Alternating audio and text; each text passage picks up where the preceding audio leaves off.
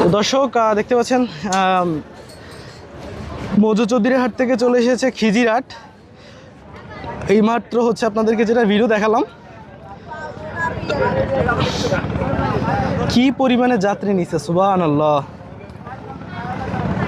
আল্লাহ আল্লাহ, এই জাহাজটার ধারণ ক্ষমতার অধিক যাত্রী নিচ্ছে মনে হয়।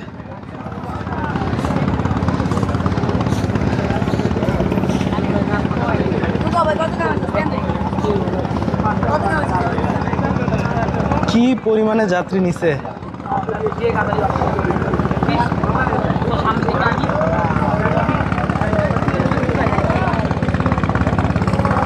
তো বিপুল পরিমাণে যাত্রী নিয়ে লক্ষ্মীপুরের মৌজু চৌধুরীহাট থেকে চলে এসেছে এমভি খিজিরহাট।